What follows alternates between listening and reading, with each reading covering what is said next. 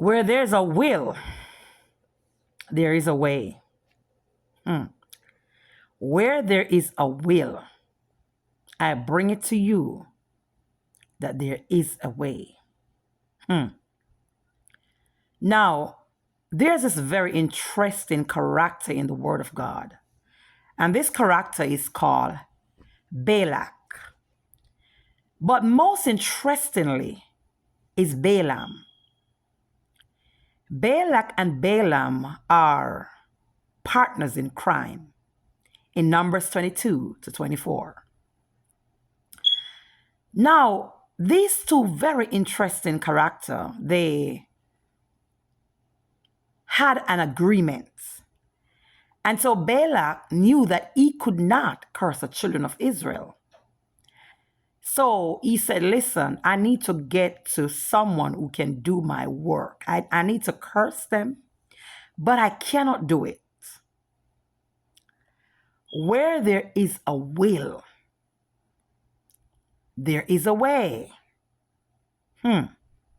So he decided to summon Balaam, a very evil prophet. So when he summoned Balaam, and Balaam heard of the reward, the silver and all the goodies that he will get, he decided to accept the job. He says, hey, I'll accept the job to go curse the children of Israel. But I bring it to you today that, oh, God bless. Oh, God bless. Hey, no one born of a woman can curse. Oh, God bless.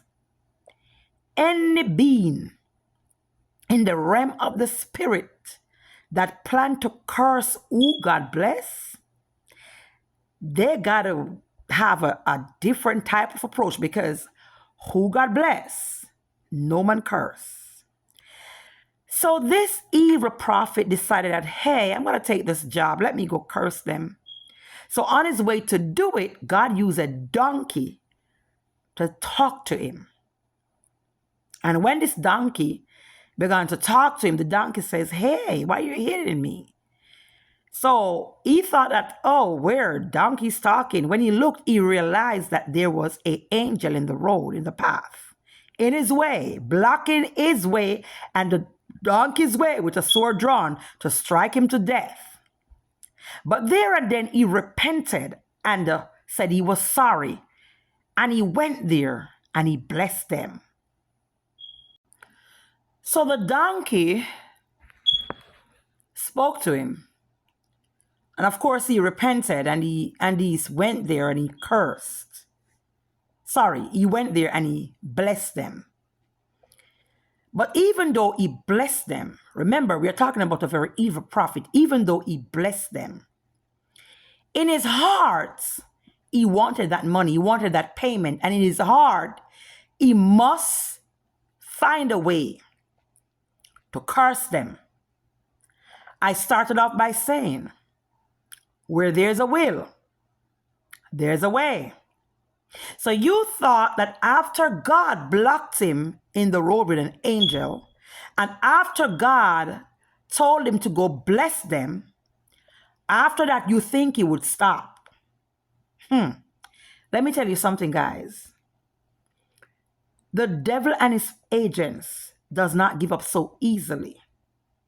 But I bring it to you that wherever they can find a will, whatever they can use, they will get what they want.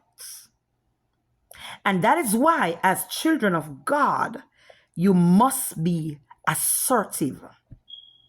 You must be intensive, and you must be listening. You can't be all over the place. You gotta be in a space where you are praying to God, you are listening to God, and you are being vigilant. That's the word I want, vigilant.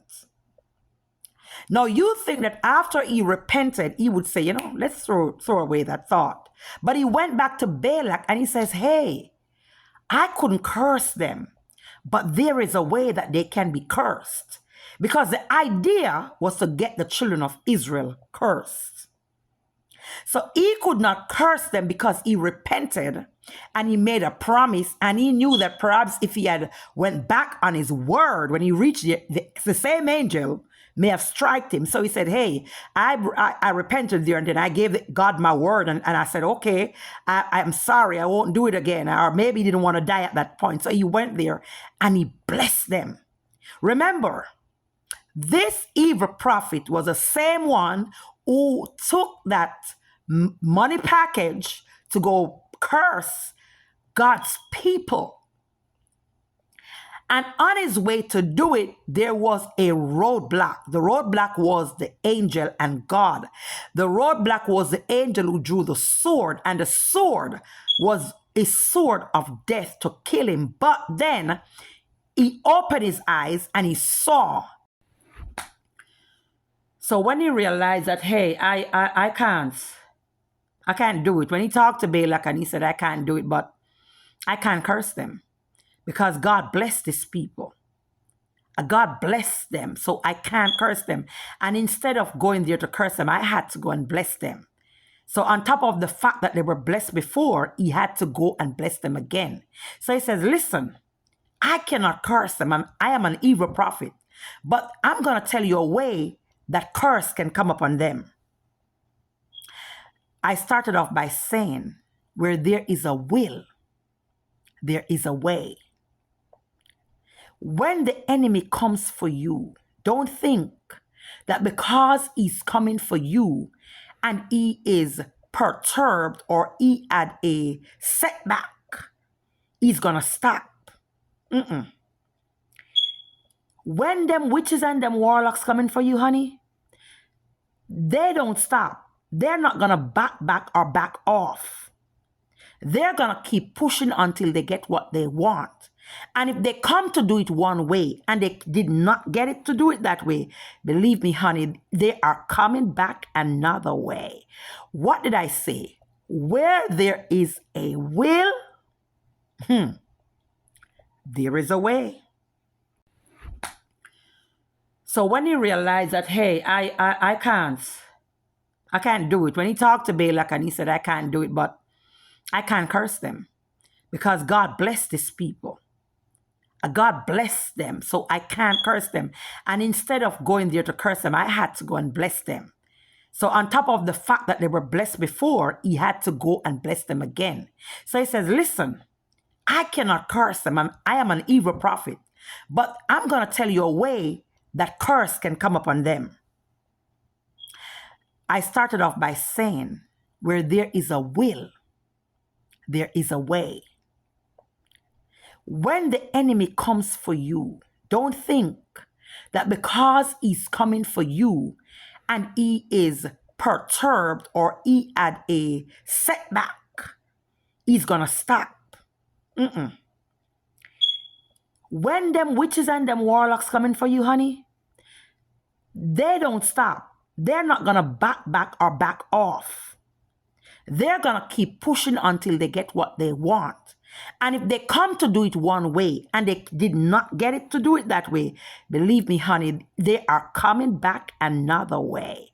What did I say?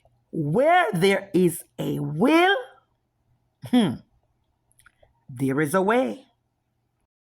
So what did Balaam decide to do? What did Balaam decide to do?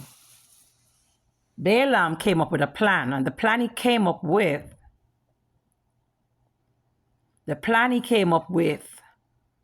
was for those Moabites to go into Israel, Moabite women. He said to Balaam, he said, send your women among the children of Israel and let them entice the men of Israel, and take part in the fertility rites of your gods. So they enticed these men, and trust me, the woman, they were beautiful women. So they seduced them. And in seducing them, they enticed them to take part into fertility rites of the gods of the enemies. And it works. That was how a curse came upon Israel, because the men of Israel, they began to indulge in sexual immorality and sexual activities. Right. They began to explore and get involved with sexual activities and sexual immorality with the Moabite women. They went as far as eating meat that was sacrificed to pagan gods. So, in so doing, a curse came upon them. I started off by saying that where there is a will, honey, there's certainly a way. When the enemy comes, or if he's coming for you, trust me, he's not easing up. And if he don't get what he wants one way, he's going to try to get it another way. But what surprised me sometimes about the children of God, we give up so easily. We are going through so many things. Some of us are going through so many things. And at the slightest provocation, we are perturbed. We give up. I can't be bothered. That's it. And we become sad. And we feel like we can't be bothered. And I won't be doing this. I can't be bothered. No. That's not the time to give up. It's a time to push and to press. It is a time to do what must be done.